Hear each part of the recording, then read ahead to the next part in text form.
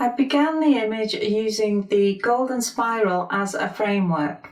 I knew that I would be expanding the canvas and that I would also be copying and rotating the canvas. I wanted to be mindful of when to do this. As I said earlier, the timing of this is crucial. The earlier I do it, the less symmetry will be present in the final image. If I do this later in the process, then it will result in an image that contains a higher amount of symmetry. This isn't always an easy task. I've known many abstract artists who would struggle to know when a piece is finished. They would approach the creation of a piece of artwork in a very intuitive way, and throughout the process they would analyse their work. They would consider it at each stage and make a judgment about when the piece was finished. Sometimes they would be happy with their choice, but at other times they would feel they should have stopped earlier or continued longer. It's not always easy to know when a piece is complete. This is something that creates problems when you're using this kind of process. If we don't know where we are in the process of creating a piece of artwork, then it's difficult to know when to expand the canvas. At this stage of this piece, I analysed the content and I knew that I had space for more. I was aiming for partial symmetry, so I needed to expand, copy and rotate midway through the process. It's not an exact science. I was analysing the artwork and focusing on the amount of space available, and this is how I made my decision.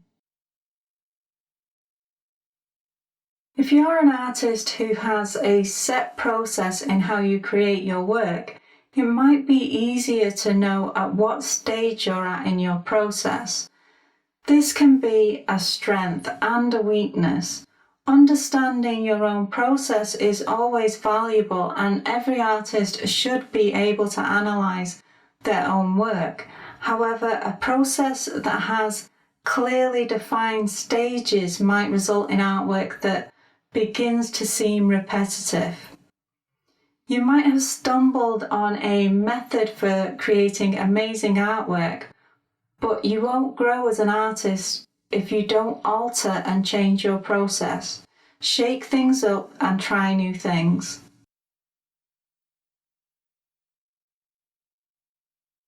I'm ready to expand my canvas and turn this into a piece of artwork that contains rotational symmetry. Expanding to the left or the right is of equal value. This time I've chosen to expand to the left because I like to experiment with both. For a brief moment, this piece of artwork is totally symmetrical, although I do plan on continuing this piece further, and as I add new things, it will reduce the amount of symmetry and add some variety. The image is disjointed in the middle. You can clearly see a mismatch where the two sides join together.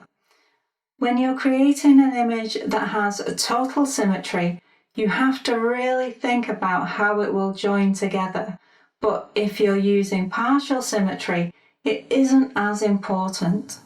I know my first step is to consider the join and work in that area. I can add to the image and it stops it from being disjointed. I can then continue the process, adding more to the image.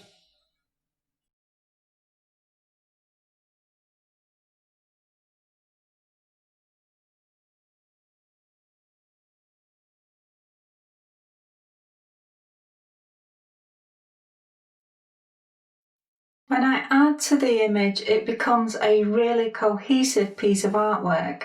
It is a balanced piece of artwork that uses rotational symmetry. This time it is partial symmetry instead of total symmetry, and this approach does result in a great composition. In creating these works, we have used the golden spiral.